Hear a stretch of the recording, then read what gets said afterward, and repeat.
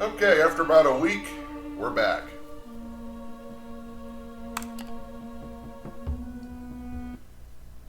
Gonna see if I can get through the tutorial now. Hopefully this is the last bit.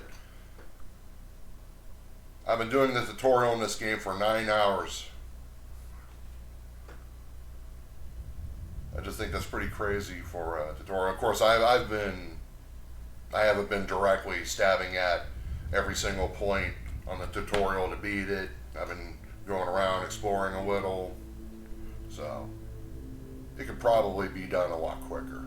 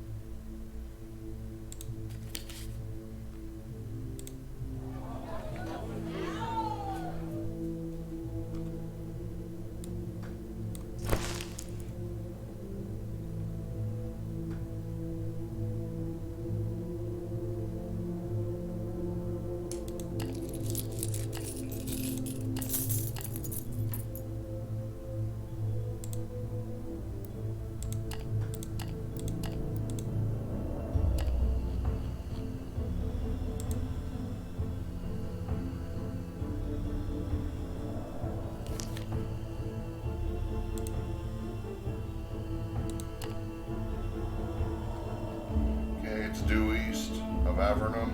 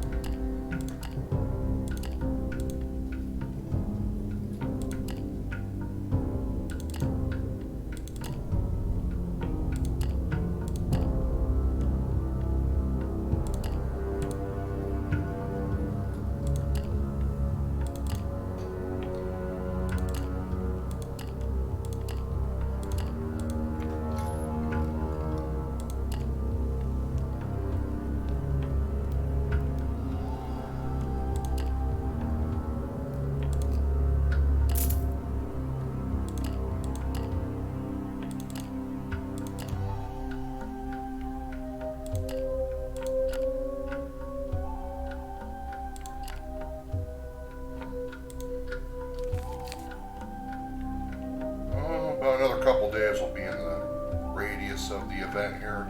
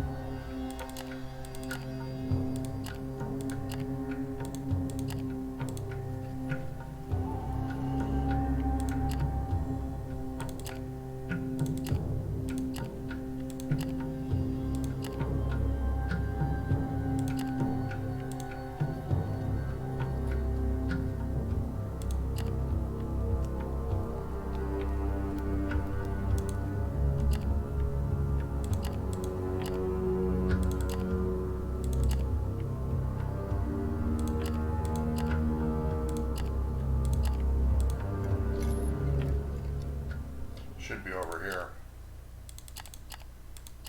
That's it. I only heard later what happened afterwards, as I had left the night before. Call me a coward, good master, but I felt the inevitable coming, and I did not want to challenge fate. What I gleaned from the hazy accounts of the very few survivors, much later, kept convincing me that it was the right choice.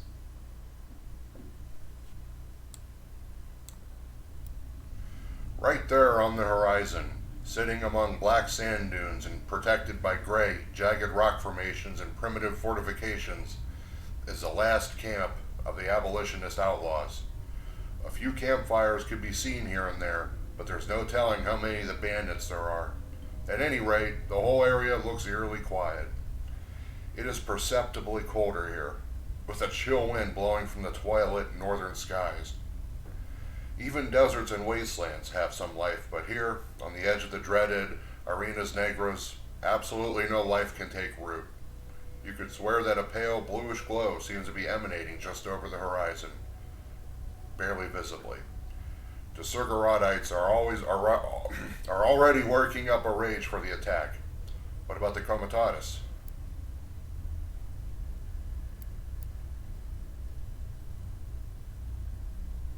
Approach the camp in formation. They've been expecting you. They've been preparing for this. Just as your attack force reaches the defensive perimeter of their camp, the trap is sprung. From behind cover, out of hiding holes, even from under the sand, they emerge with a fierce war cry, all at once. Faces contorted in anger, rushing right at you from both flanks. You have just enough time to give orders to your fighters before the melee commences. There's a lot of the enemy, but you manage to fend off the first push. You look around and see a group of mounted marauders riding in from the west, picking off Surgarodites one at a time before circling back for another pass. Something has to be done to stop them, otherwise they'll break your flank and that'll be the end of it. Who do you send? Send your outriders, which I can't. Send Morwen and her scouts to deal with them. Try to use the terrain to block their charge and surround them. Very high chance of success. I'll try that. 82 to 100. There's no way I could lose. The Marauders are dealt with eventually, but there's no time to celebrate. Reinforcements in the form of a dozen abolitionists are advancing from the east while the Surgarodites are occupied fighting in the vanguard ahead. Someone has to grab a few fighters and lead a counterattack.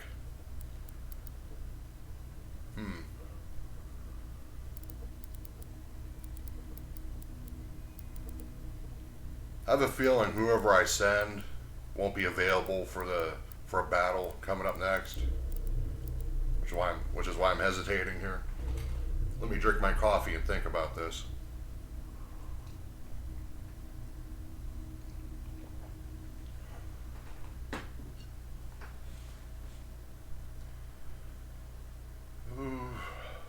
Send more one. The abolitionists fall one by one under the counterattack, but not before causing considerable damage. You wipe sweat from your face and blood from your sword. An alarm cry draws your attention. A group of the enemy manage to break through your front line and are descending upon you and your companions. Sidarius tackles one, stabs him on the ground, and shouts at you and Javik. To me! Fight on! You and your companions have to defend yourselves. Yep. What did I say? Oh, he is available.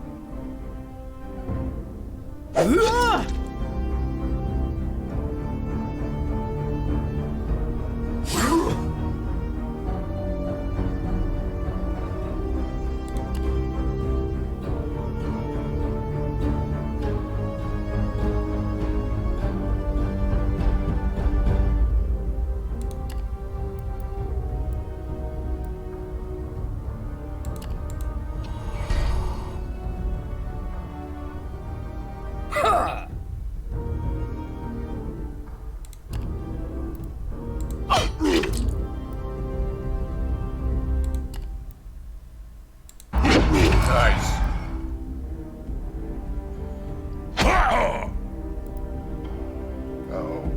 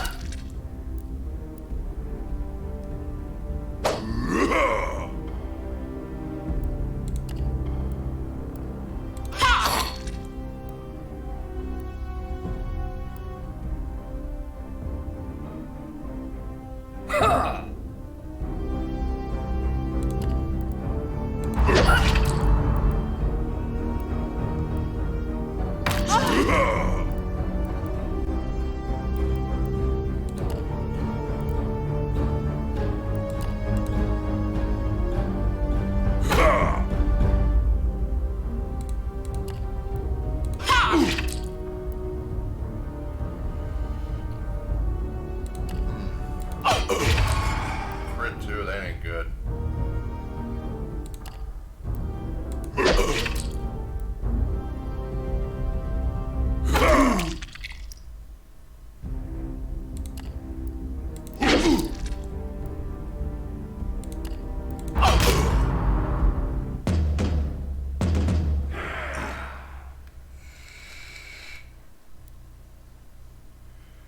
Eventually, the last of your enemies goes down.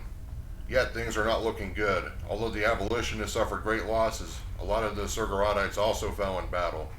You're not sure you'll make it out of this alive. Suddenly, a fighter cries out next to you and collapses with a bone arrow through his throat. Looking up, you see an archer who is sniping your crew from a vantage point. If left unchecked, she'll cause a lot of problems for your side. Have Javik take care of the sniper with his telepathic ability. Send Morrowind to some scouts to snipe the sniper. Since Darius and the priest of Surgar have to deal with the problem, send Javik.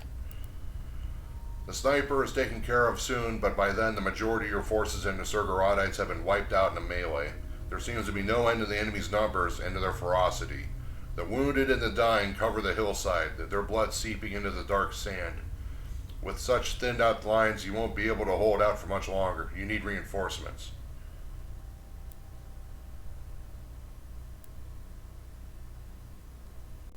Have your outriders enter the fray, they could tip the balance.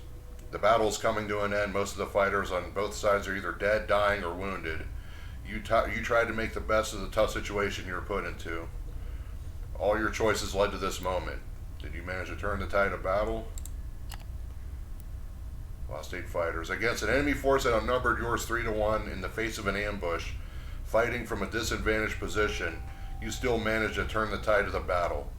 The abolitionists fall one after the other and victory is imminent.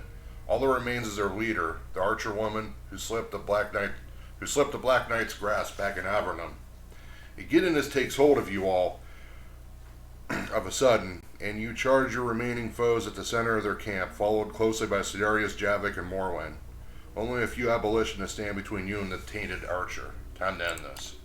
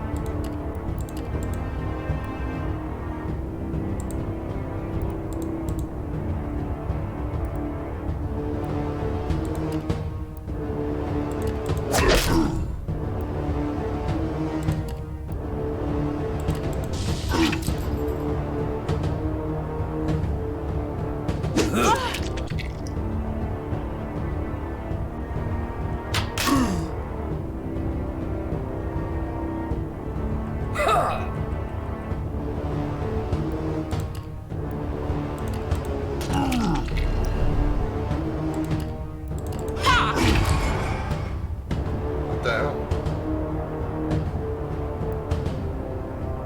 He's still alive. What happened? Orc Marauder used. Avoids me due to Die Hard. Damn it. Ugh.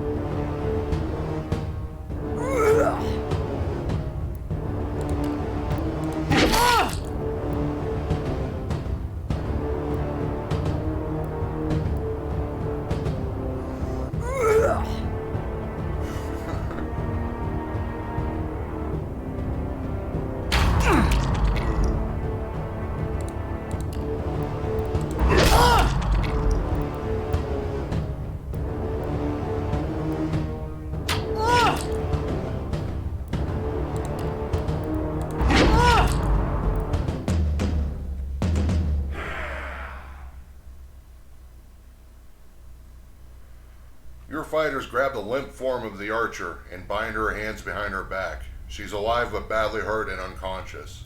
An uncomfortable silence settles on the encampment, only disturbed by the constant hissing of the cold wind and the occasional moaning of the wounded. The abolitionists are utterly defeated. The 24 survivors of their fighting force are gathered into a group and guarded by your people. However, only 2 Siguratas remain of their whole cohort, not counting Sidarius. One of them, a priest, is patching up Sidarius with bandages and ointments.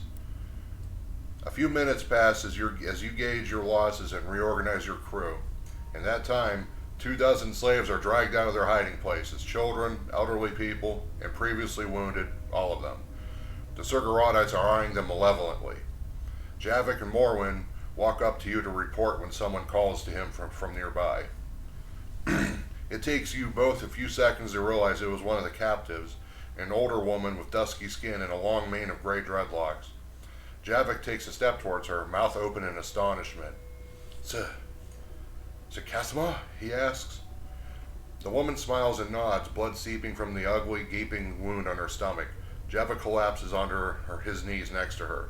The woman softly strokes his face. Stay at Javik's side and listen to them talk. Stay away from them. I'll stay outside. The woman is clearly dying. Javik takes her hand and strokes her hair. How? Why? He manages with great effort. Doesn't matter now, Parvis. Her voice is weak but smooth as silk. I am so sorry that it took me such a long time to do what's right. I should have listened to you. Javik shakes his head, unable to speak. Farewell, she whispers, and dies quietly. Javik stays there holding the woman's hand, muttering to himself. Before he can say anything, Sidarius arrives. Sidarius throws a brief, appalled glance towards Javik. That woman there, the one whose corpse your friend is coddling, was their leader, not the archer. Oh well, that mutant has to do, the knight says, and when you turn to him, he adds, We'll have to show something for our efforts back in Avernum, to the public. They love executions. Besides, we might be able to interrogate her and learn more of the damn traitor networks of the slave lovers. You ask him about the rest of the captives, he shrugs. There are too many for us to guard, let alone travel with or feed. We might not take them, he says casually, but you know what he insinuates. The sun goes down behind the dark horizon. You are bone tired. As soon as the Comitatus arrives, you set up camp. Eventually, you and your crew settle down for the night.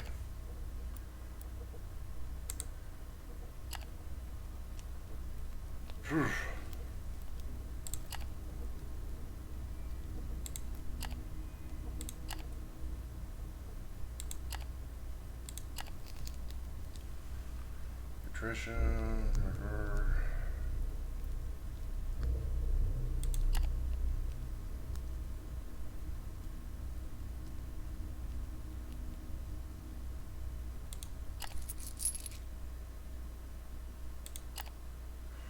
You wake to the sound of agitated shouting. Looking up, Mart makes it clear it's still hours before dawn. Dark streaks of sky are visible through black clouds. The cold wind makes you shiver. Clambering to your feet, you trudge towards the commotion. Apparently, Sidarius is arguing with Morwen, surrounded by the grim-faced two surviving Surgarodites and your remaining fighters. Where is he? Where did he take her? The knight demands, pointing a finger at Morwen's chest. The scout remains calm and does not budge. I told you already, I do not know. But if you do not hold me up with... She cannot finish because Sidarius sees you and immediately comes at you shouting. Are you the architect of this travesty? Where's that damn sorcerer? Where is he hiding? You raise your hands and ask what in Tartarus he is talking about. Sidarius towers over you. Morwen moves to your side. Javik is gone, Vagrus, she states matter of fact. He's taken the archer with him. Some others have also disappeared, but it's unclear if they went with them or their separate ways. He's taken my prize, that afflicted bastard, Sidarius spits. We have to catch him. I'll personally deal with that damn mage. Order your men to set out right now. There's a moment of silence as your crew are giving each other confused looks. At length, Morwen speaks. We can't travel with so many captives and so few warriors. No chance of catching up to Javik at any rate. Then we get rid of them. Sidarius' voice is ice cold. Vagrus, have your men execute the captives at once. Some of your crew grasp audibly. You see a lot of angry faces. Others are already going towards the slaves. Obey the Black Knight. Defy the Black Knight. Who knows?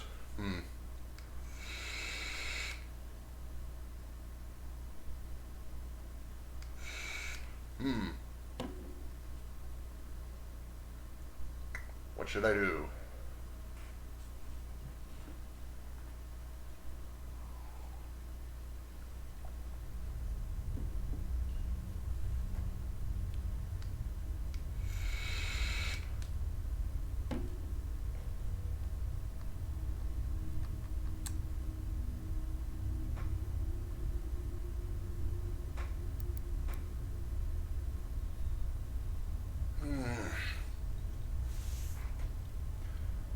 I'll defy him.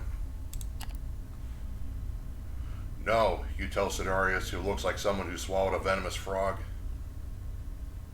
Enough. Go after them if you want them so much, but I have a Comitatus to run. As you wish, he says, drawing his blade. I hereby sentence you to death for betraying the Empire. Morwen leaps to your side. The wounded executor immediately attacks your guardsman. This will be a fight to the death. Who's this guy?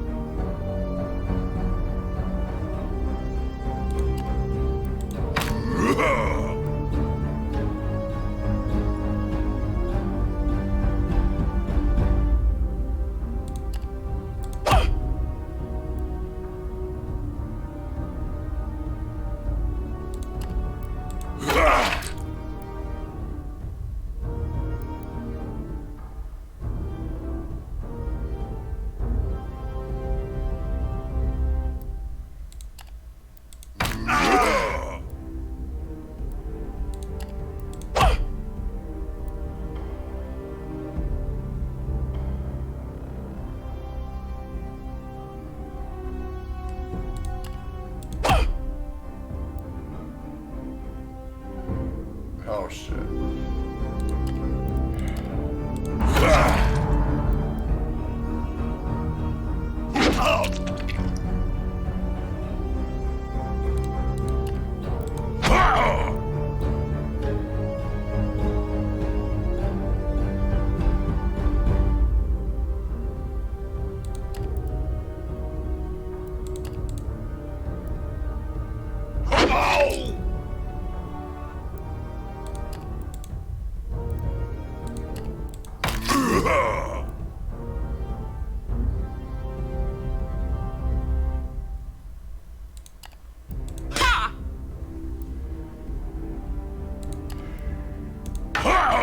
This ain't gonna be good.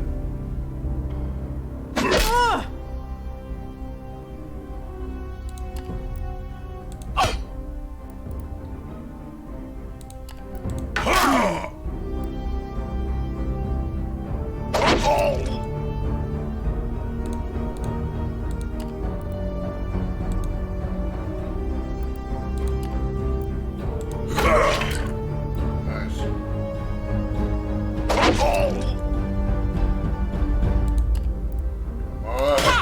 Yeah.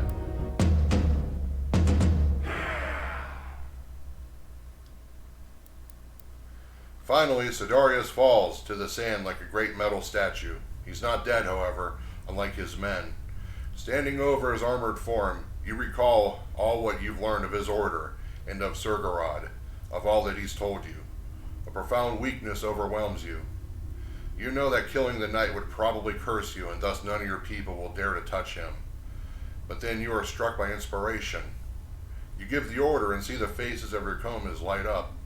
In quarter of an hour, just as the pale sun is about to rise, your crew has finished burying Sidarius. Encased in black sand up to his neck, only his helmeted head remains visible. By the time he comes to, you and the Comitatus are already on your way. The obscenities he's screaming can still be heard for a while, though. You take what's left of your Comitatus and head towards Ash. Oh, I can't go back.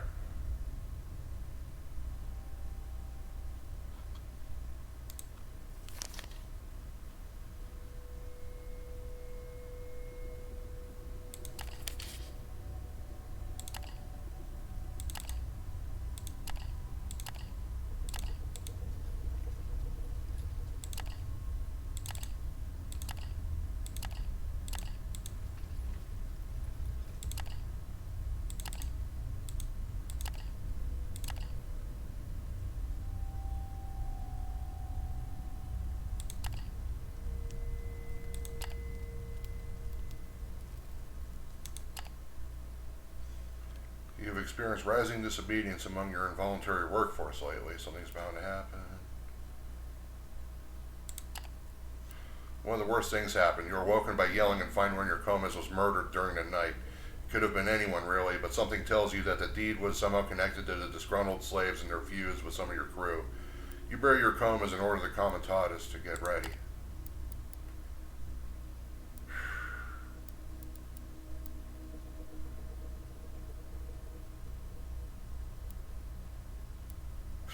Kind of screwed here.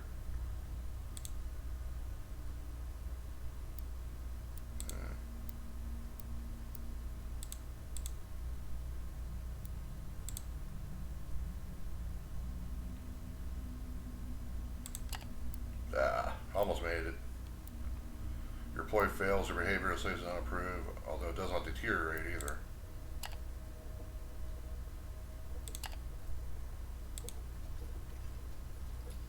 A mild dust storm hits quite unexpectedly. The Comitatus slows down and visibility is really bad, but otherwise it's nothing to worry about. You're pleased to see everyone doing what they are supposed to. You're too busy brooding over what's happened anyways.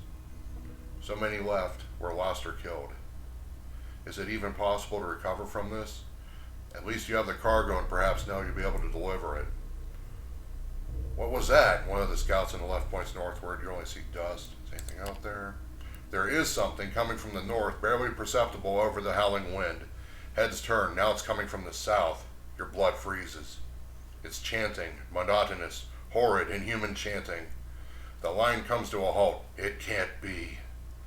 Morwen looks at you, panic mounting in her gaze. All around the Comitatus, eerie lights appear, dancing through the dust storm.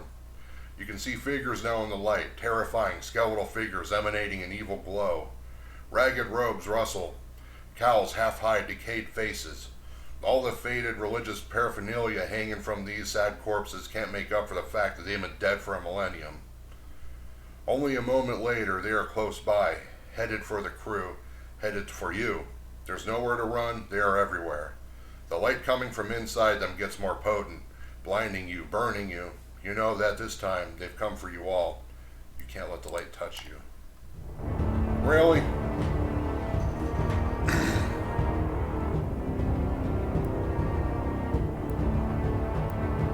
I'm supposed to lose this one, shit.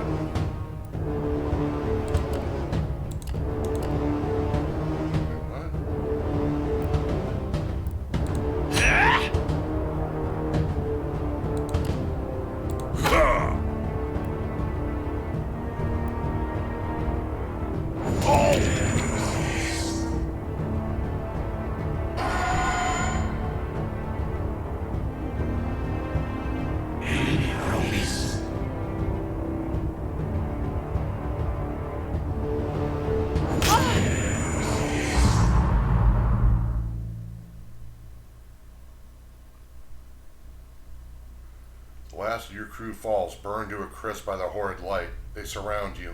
One of them reaches towards you with a skeletal hand, and with what you can't describe as anything else in a cruel grin. There's a flash of light, and for a moment you see something. A city by the sea, an amazing colossal ziggurat of dark stone that discharges a pillar of pale light into the sky. Then seas boil and the land burns. You can smell it, sweet, sweet conflagration. Or is it your flesh? There's only the light. I was among the few that survived that encounter with the pilgrims, but only because I wasn't there. I fled the night before, making my way to the town of Ash alone. I was feverish with terror, but at least I escaped with my life. Not a pretty story, eh? Yet it speaks so well of this land and the damned souls that journey through its forsaken reaches. Just like you, for that matter. Tell me, have you been long at it, good master? And where do you come from? It is not often that I can talk to one of your kind. Oh boy, I'm out of the fucking tutorial now. Pardon my French.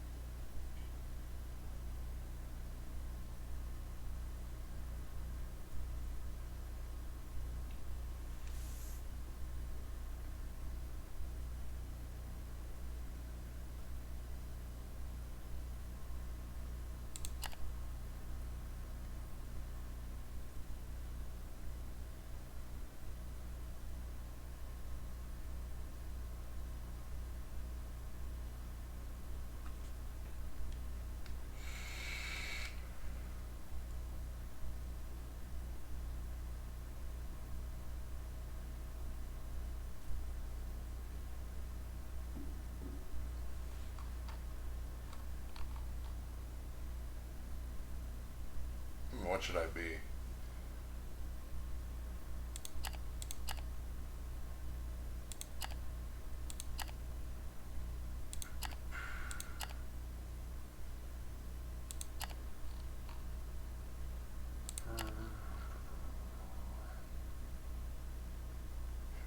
You have a torture device?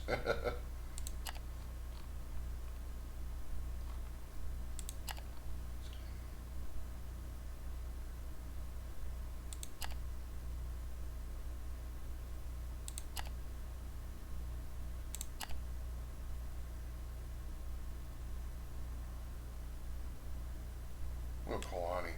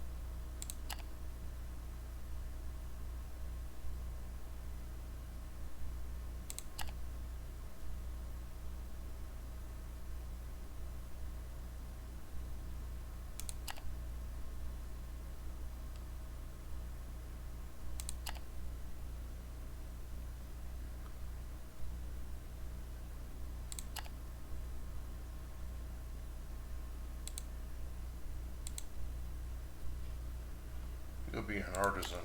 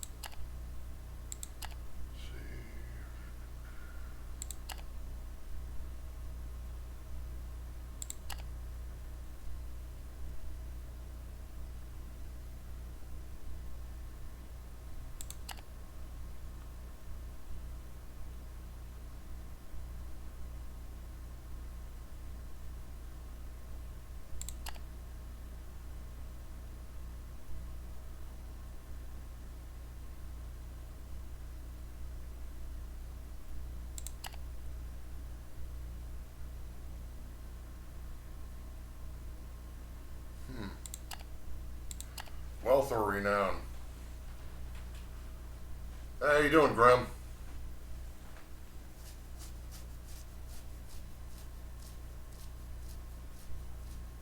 I'm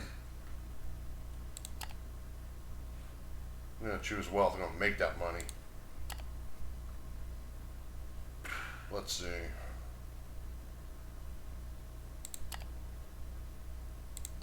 Whew.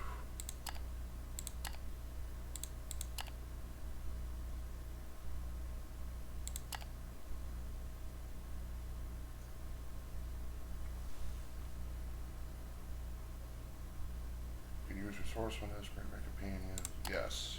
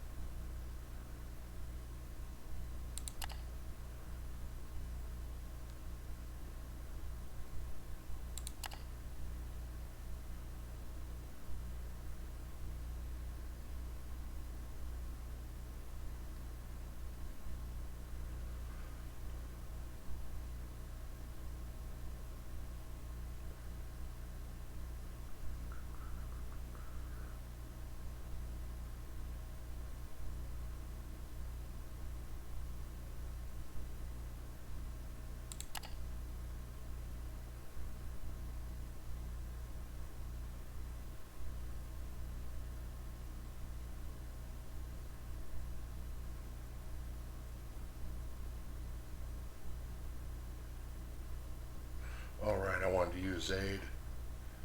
Okay,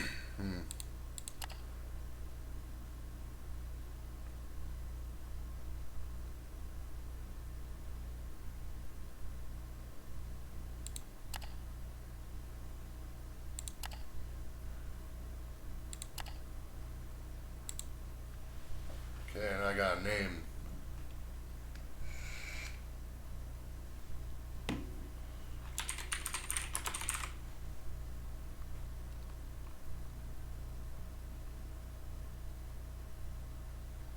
Should I go with my screen name, or should I have a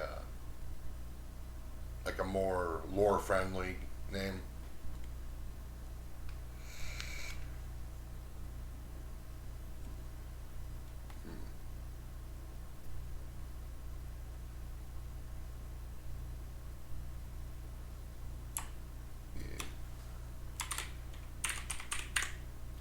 T-Rex is the name of one of my characters in Tyranny.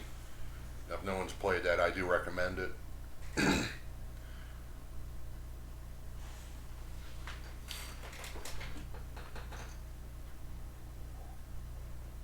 This game may have been inspired in part by Tyranny.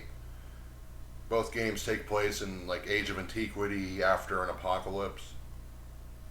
So, well, maybe that's where the similarities end, but still, that's kind of rare. A lot of RPGs, fantasy takes place like medieval or Renaissance.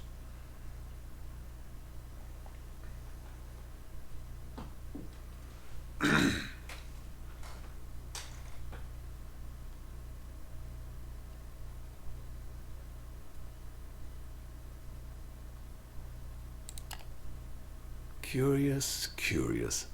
I am humbled to have made your acquaintance, good master. I am sure that many great adventures await you on your journeys. It was an honor talking to you, good master, but these old bones are aching, and I must rest now. Oh, yes. Perhaps we will talk in the morning.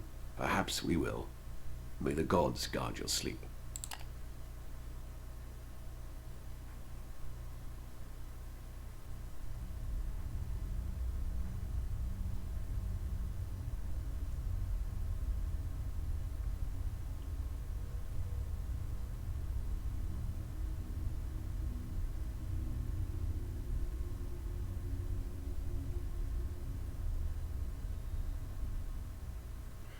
Morning creeps up quietly on the arid wasteland.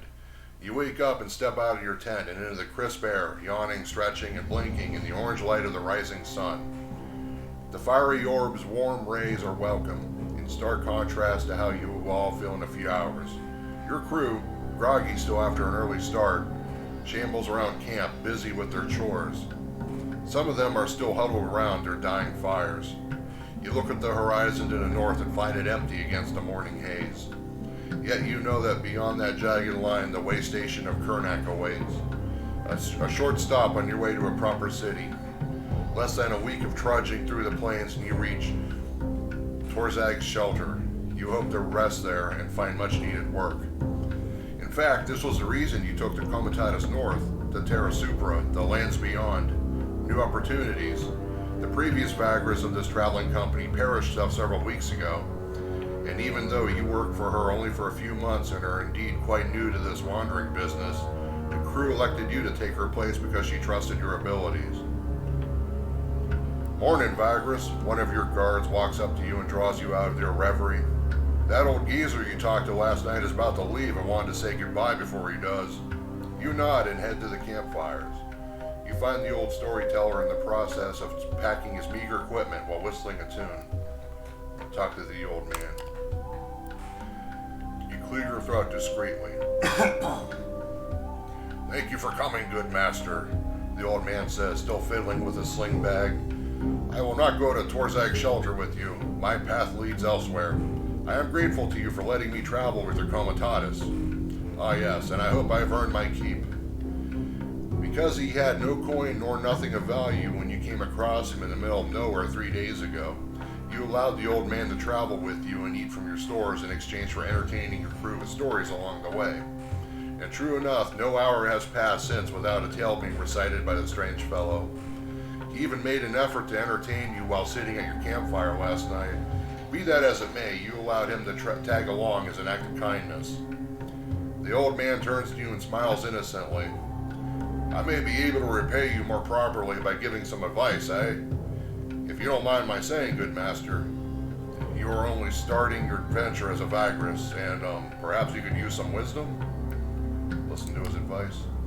Alright, first off, there are a lot of rumors going around in the city as great as Grim Torzak. But even in smaller settlements too. Listen to these, for there's often truth to such talk, and gossips can guide you to business opportunities, valuables, or interesting places. Often, fresh news is the most valuable commodity you could possess, especially until you have a sizable cargo hold to haul large amounts of goods across the wasteland. If I were you, I'd find some work as soon as possible, preferably something your crew can manage without much difficulty. Perhaps from one of them trading houses. You could also find some passengers who are willing to pay for the security your comitatus can provide, yes?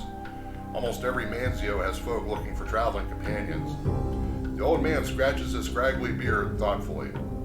Before setting out, it is best to decide what your destination will be and prepare accordingly. Wandering around aimlessly in the wasteland is a sure way to get killed or starve, good master. Yet one's chances are better when the burden can be shared with trusty companions. I'd start looking for such folk as soon as I'm in a big city. There is a man I know in Torzag, now that I think about it, who could help you with such matters and more. You tell him you're listening. The chap is called Braxius. Strange fellow, really, not only because of his peculiar lineage. You'll see.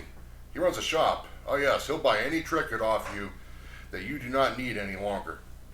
He may sell you something useful too, who knows? I'm just remembering now. He once sold a Gravanian wood talisman to an orc mercenary who... The old man stops abruptly when he notices the expression on your face. He smiles apologetically. Where was I, good master? Ask him where he could find this man, Braxius. Oh, aye, Braxius' shop. Just east of the Calrish Market, in a small street that has a dark stone statue of Mercadus over a fountain. Best of luck. Irafons be with you, good master. I better go now. You thank him and wish him well, then take your leave. You tell him to get lost and return to your duties, I'll say number one. You watch the old man as he walks away alone into the wasteland. It is time to set out. Torzag's shelter is waiting, but before that, it would behoove you to visit Kernak Way Station, only about a day's travel to the north. You can obtain much needed supplies and news there. Maybe even find work, who knows? You set out across the wasteland. Let's see, where the hell am I?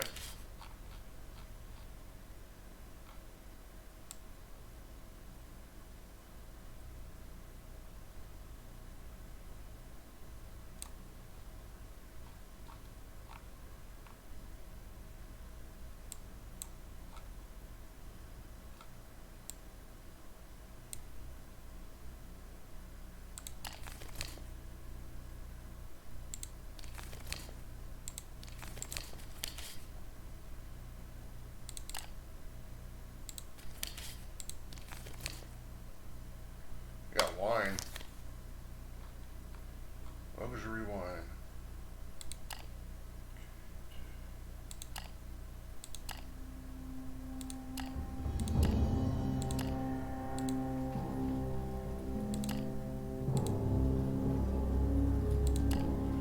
The Comitatus descends into the Great Basin that shelters Kernak Way Station from the worst of the jagged waste dust and rock storms. Even at this distance from the walled compound, you can see that the outpost is vastly overcrowded. Dozens of comitati and literally hundreds of travelers swarm the confines of Kernak Station, which is now surrounded by makeshift camps and improvised manzios. What is going on here? You arrive at the gate. A pair of gruff-looking mercenaries walk out to meet you and give you a half-hearted hail. The first one to speak is a tall, lean, painted fellow armed with a barbed spear. Gotta say, you folk just keep popping up like rays around a rotten corpse, he says heavily. Alright, move your arse over there and try to settle in without a fuss. He points to a large area outside of the low stone walls just northwest of the way station itself. Comply quietly, asking what's up with his attitude. I'm gonna ask what's up with him, I don't like that. There's a brief pause, but the mercenary sighs again and seems to deflate, his frustration giving way to wariness. Listen, I did not mean to bite your head off, stranger. It's not your fault, it's this. His gaze wanders around the way station with disgust. Now granted, all this crowd was pretty fun and profitable in the beginning, but now the whole place looks and smells like a war camp. Soon after it began, folks started bickering about all sorts of shit. The best camp spot, more water from the well, more food, and on and on and on. Fights broke out. Some of our guys got badly hurt when they went in to break them up. The other merc spits. You ask them if he knows the reason for the sudden influx of Comitatian travelers. There's all sorts of rumors, but you better be asking yourself, because I ain't sure what to believe anymore. The tall fellow answers, and please, just don't give us a hard time, alright? Move your people and stuff to the place I pointed you, and everything will be dandy. With that, he bows his head and lights off a bogweed reefer. You nod to the mercenaries and lead the comitatus to the designated spot. The crew strikes camp and everyone is settled in after a quarter of an hour. Time to explore. Sheltered in an arid basin, surrounded by stone walls and guarded by grim mercenaries, Kernak Station provides all the illusion of safety most travelers crave. Yet a quick glance at the many signs of past destruction tells a tale of raiders, rock storms, or worse. Despite rebuilding time and again, it is not long before the jagged waste claims this place for good. The guarded compound. Travelers gather here to enjoy a little rest before leaving Kernak. The whole compound is crowded with people. Travelers, comitatus crews, vagrants, mercenary war bands, trading house agents, smugglers, prostitutes, thieves, and of course beggars. The largest stone building housing the tavern is filled to the brim with customers. So much so, you cannot get inside for a drink. Luckily, they had the sense to set up a bar outside too, and the kitchens try to serve as many of the clientele as possible. Should you be into jacra meat steaks, or fried horf larva, that is. Yeah, that sounds appetizing. The noise and the stench of sweat and booze makes you feel like you're in a war camp. Asking around, you hear of several organizations looking for transportation of goods and personnel. Eat, drink, chat with travelers, talk to the ancients of factions looking to haul goods and take passengers to the compound. Eat, drink, chat. After ordering a mug of mushroom ale and some food, you sit down on a bench under dusty awnings and take a look around. There are all kinds of people here. Ferocious-looking orc mercenaries arm wrestle at a long table nearby, laughing out loud at baldy jokes. A tainted woman juggling knives with 6 long, 3-jointed arms. Intimidating dragonkin warriors in colorful steel armor. Tarkian traders lounging on large pillows around a small portable table with cups of coffee and a hookah. A dwarf selling scavenged junk from the back of a tumble-down cart. Even weird insect people you have never seen before, chittering away in their melodious language. There is some other Vagri here you could talk to, and soon learn the reason for the state of this place. Apparently, the Imperial legions have closed off the only pass through the Cepus Mountains in the south not too long ago, turning back anyone and everyone on both sides. This plunged the travel plans and business enterprises of many into utter chaos. People suspect that this is a reaction to the strange earthquake several weeks ago and the terrible windstorms that followed. The winds have been even crazier than usual ever since, and many people engulfed by them complain about having nightmares and constant headaches.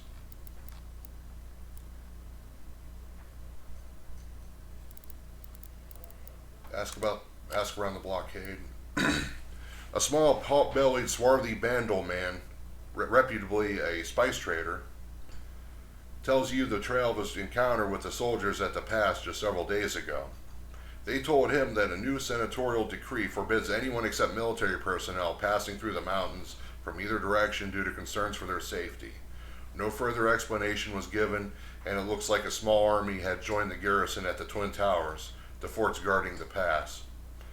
The Legionnaires mean business too, pal. The Bandol trader waves his hand dismissively. I don't advise going down there and playing tough. It is clear that the Imperials truly and well shat themselves for some reason, and I doubt they will ever tell you the real reason why. The blockade has caused great uproar and will surely continue to do so when more and more people realize they're practically cut off from the lands and provinces south. Hardest hit are Vagrus, such as yourself, who now have to rethink their destinations entirely. Ask someone else. Ask about the legions. A tall, lean Sharduk woman with long blonde braided hair talks about being stopped by a Legionnaire patrol and told to turn back during her ranging southwest. You are sure that she and her shady companions are either bandits or slavers. More of the fuckers seem to be moving south, I tell you, she spits. There's something going on. Folks speak of coming across crowds of the tin heads traveling down the Emperor's Road. She leans closer and whispers, her breath stinking of cheap booze. Some say that strange beasts roam the wasteland. That ever since the quake, something really bad is crawling all over the southern waste. Whatever is going on seems to be connected to the phenomena over at the Singing Winds that many people talk about. Mad windstorms, strange names, and voices on the wind. Singing Winds. Strange desert reason, southernmost.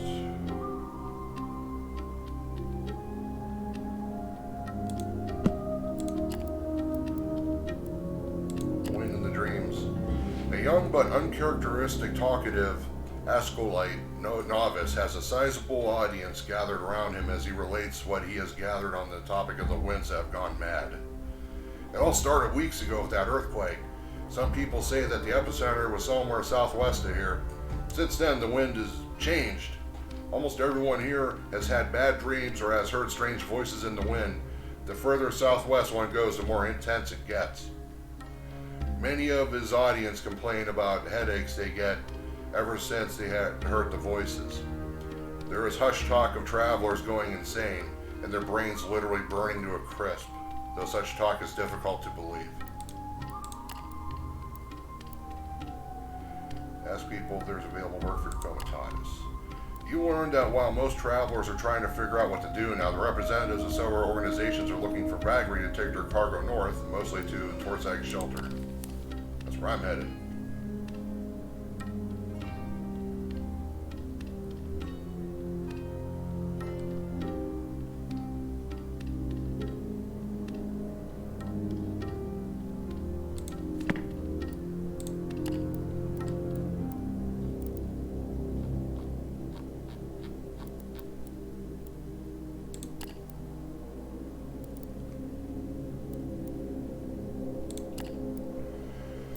A quick survey of the options reveals several factions that are willing to pay you for hauling their cargo and taking some people to Torzag's shelter to the north.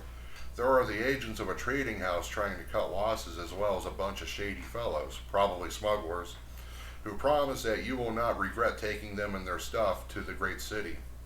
Another group, some pilgrims who wanted to reach a shrine in the south, now wish to turn back towards the shelter.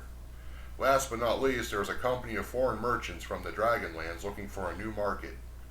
Whoever you choose, you will not be able to strike a deal with another group, and you will have to make sure that the goods and passengers arrive at their destination safe and sound. Let's see. What are these trading houses?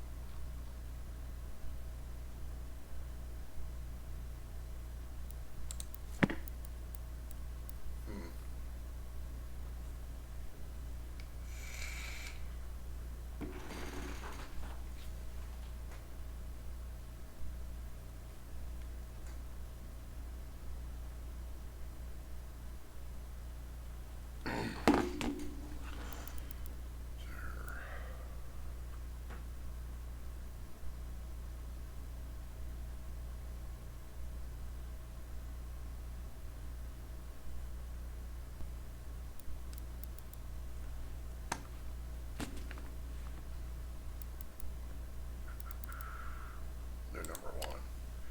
The deal stuck fairly quickly. The three trade agents of House Oquo want you to take them, along with their bodyguards and sizable cargo of blue crystals, to Torzag's shelter. As per the agreement, you have to travel to the city without unnecessary delay, and they will add the remaining supplies to your stores when you arrive. You will be handsomely compensated when you reach the shelter's gates. House of Flow. It's an upstart.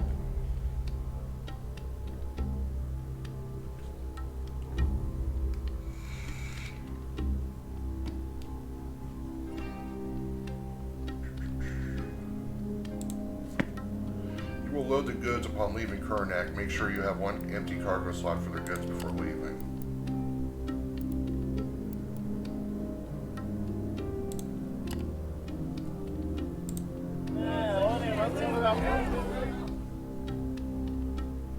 Got 9 days of supply. I'll have 8.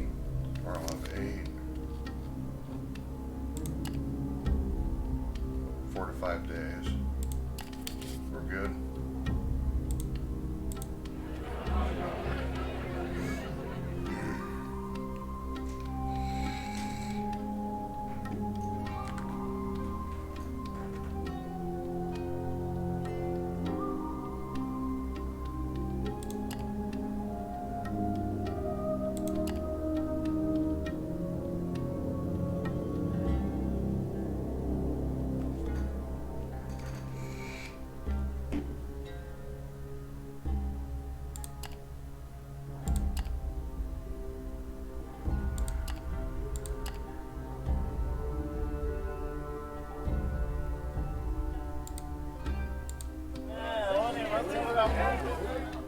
Got 8 days.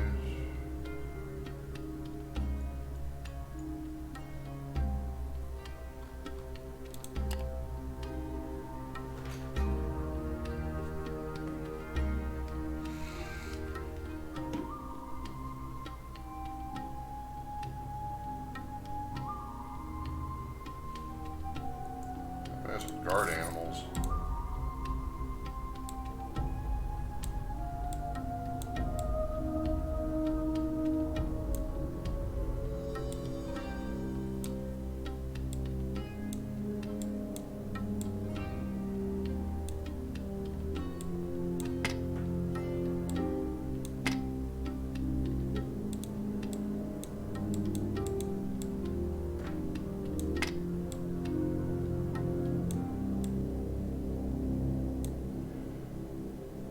That's really weird.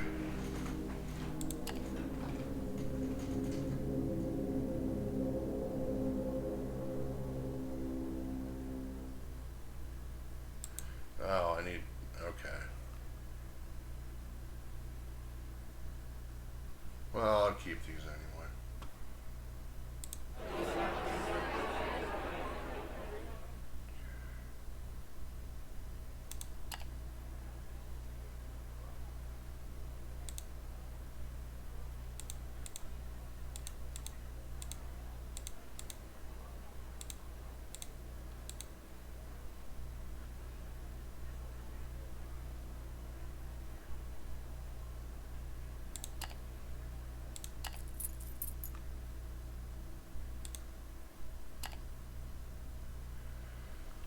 Vagrus is a difficulty. Expand too fast initially.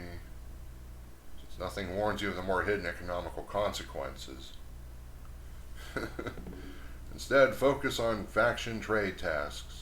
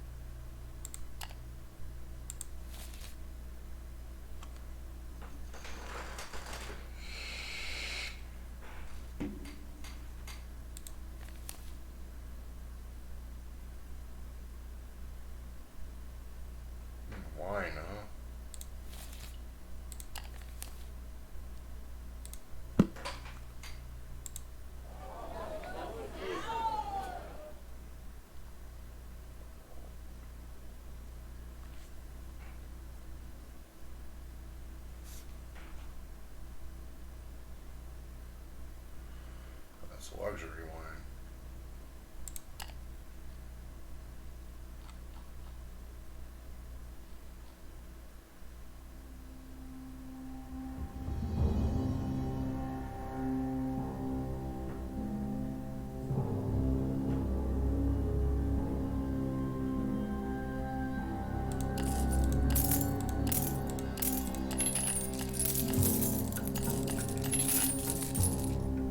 Jesus, 25.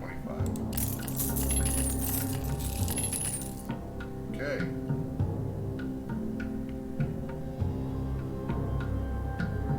Guess we're ready to head out. You're ready to leave Kernak Way Station behind. The people you have agreed to transport along with their cargo to Torzak Shelter eagerly await you at the gate of the compound. Load the cargo, put up with the passengers. After your crew loads the cargo, your new comas take their places along the line and on the carts. They remind you that going anywhere else other than Torzak Shelter renders your agreement null and void. You set out, leaving Kernak Way Station behind.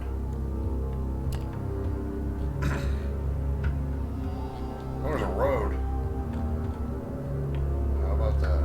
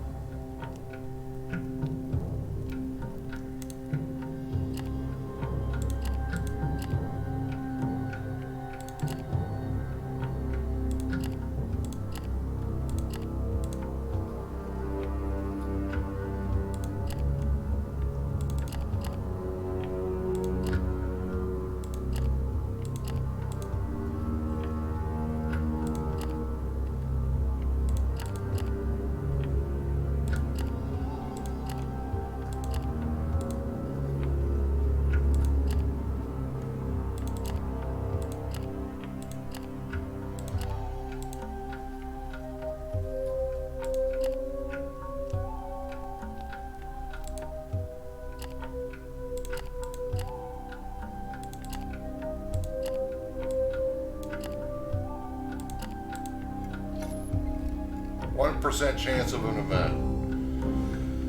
Sudden gales and odd wind are no strangers to wanderers of the wasteland such as you, but even you have to admit there is something different about these gusts. It is almost as if there were voices on the wind, barely audible, just beyond the threshold of perception. Whispers. People stop in their tracks to listen and frown in concentration. The whole experience is quite unnerving. You calm them, ordering everyone to focus and get a move on. The crew trudges on, trying not to think about it. Eventually the wind dies down.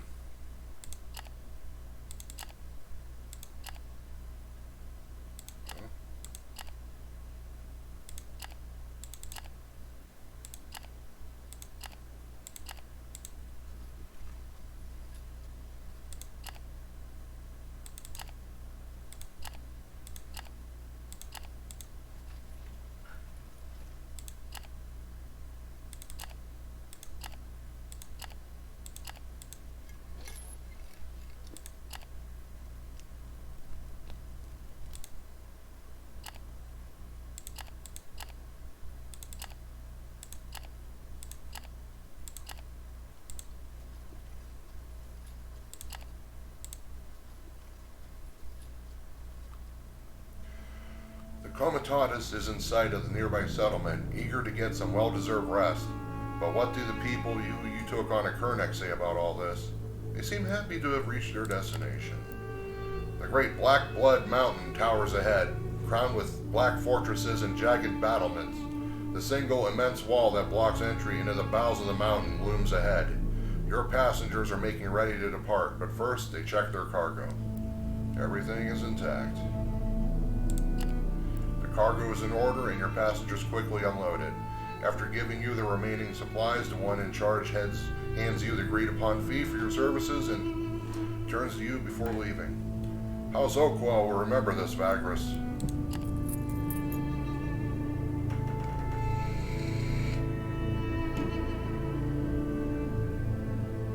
The passengers are gone, as is their cargo. They will surely enter Torzek shelter on their own. As for you, the Dark City awaits. You reach the fortified gates of the great city. After waiting your turn in the line of chatting travelers, bleeding beasts of burden, swearing loaders, exhausted slaves, decrepit pilgrims, and fellow Vagri, you are greeted gruffly by guards under the shadow of the gatehouse. Approach the guards. An inspection follows. You have nothing to hide, or at least there is no way they can find it. After getting through the inspection, you are told that now you have to pay the gate tax.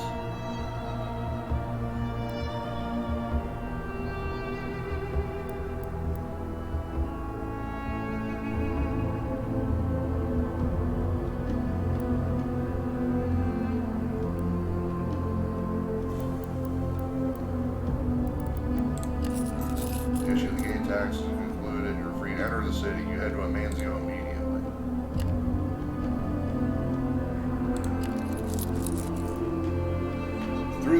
Though the vast caverns and tunnels inside Black Blood Mountain merely gave refuge to war leader Torzag many centuries past, the imperial city of Tenebitris, or as people have been persistently calling it, Torzag Shelter, that sprang up there following the war managed to transform into one of the most important settlements on the continent. Often referred to as Surgorod City, the shelter not only houses the Cathedral of the Raging One in its immense, ever-dark caves, but is also a bustling trading settlement in the center of obsidian harvesting in the region. Thousands toil and haggle under its wrought iron chandeliers every day, while servants of the Master of Curses deal justice in the name of their malevolent god. Yeah, this game should have a metal soundtrack, huh?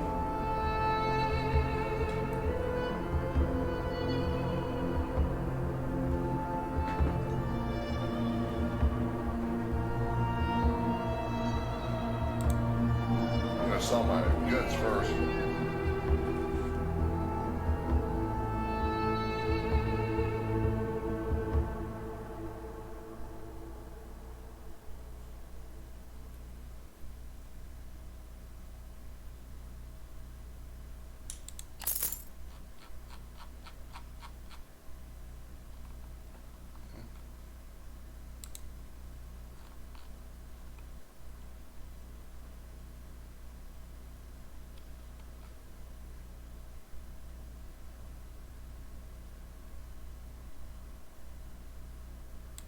How much did I pay for that wine?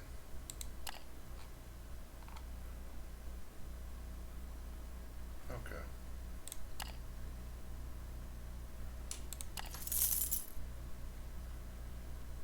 Nice little profit.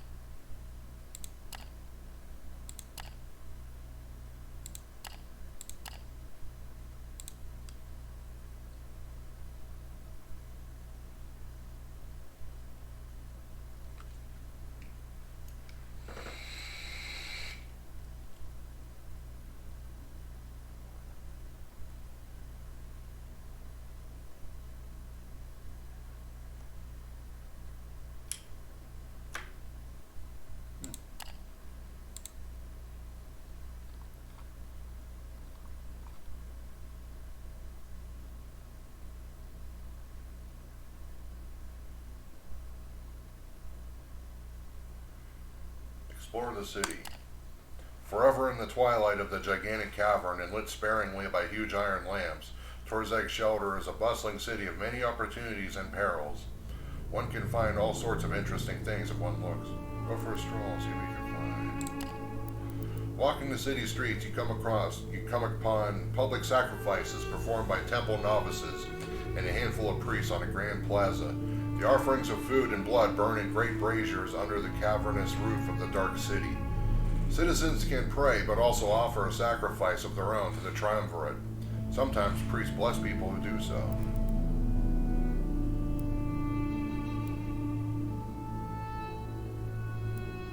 Pray to the dark gods of the Empire. Yeah, why not? You are quickly engulfed by the chanting, the incense, and the continuous droning of the people praying. A strange calmness takes hold of you, and there is a sensation that is difficult to put your finger on. Is it something transcendent, a touch of the divine, or just an altering of your senses, thanks to all the noise and smell? Whatever it is, keep thinking back to it later on. Forever in the twilight of the gigantic cavern, and lit sparingly by huge iron lamps, Torzeg Shelter is a bustling city of many opportunities. Read half of it, didn't realize I already read it. Not today, though, perhaps tomorrow. The Undercity. Beneath the large main caverns of Torzeg Shelter is a maze of tunnels and narrow streets that lacks the civic lights of the city and is thus in perpetual darkness. Locals call it the Undercity. Its notoriety is well founded. Crime and desperation thrive in the twilight. Where can I see the alchemist?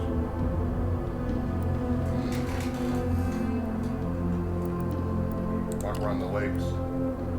The largest open part of the Undercity is a series of caves with dark, clear waters forming underground lakes at their bottom. Inventive residents found a way to make up for lost living space by building their dwellings on stilts and rickety scaffolding. Still, parts of the lakes are fairly abandoned and could even be considered tranquil. You walk around the lakes a while, painfully aware of the things watching you from their stable depths. Visit the pleasure houses. The Undercity is famous for its many brothels and harlots. Many of them are slaves and belong to one of the collegia or another criminal organization. This means most of them are fairly clean and won't unexpectedly slit your throat. Yet one never knows in the Undercity.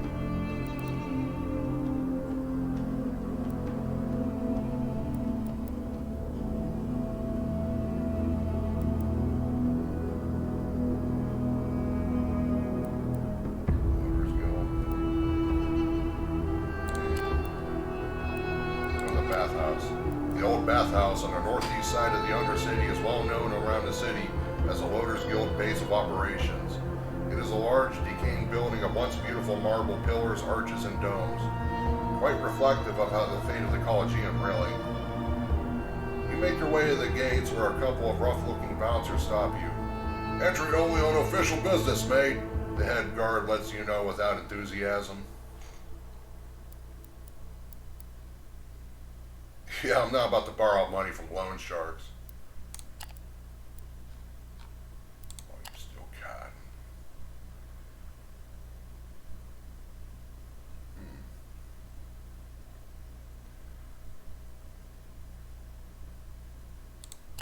The Civic District. In a city of perpetual twilight, the Civic District is a welcome smudge of color and brightness. Lamps are kept lit day and night, while soft music and song can be heard from the windows of marble villas. Streets are kept relatively clean and are rarely crowded apart from seasonal festivities and holidays, which usually turn the district into a sea of people and a storm of noise.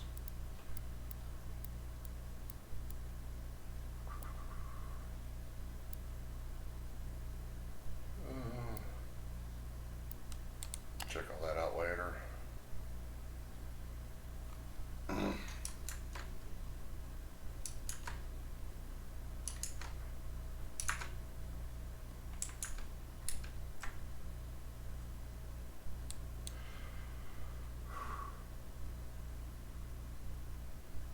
Time is up. Oh, 1:30. Ooh, it's 1:30 already.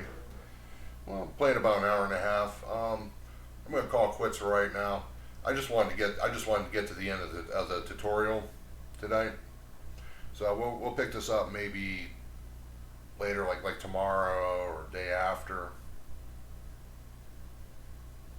and get the game going proper then.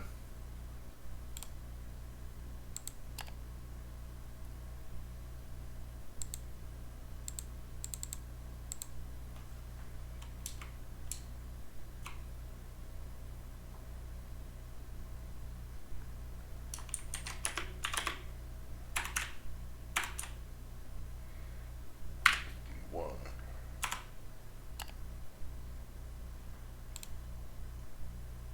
Good, quit game. Alright, everybody, thanks for watching.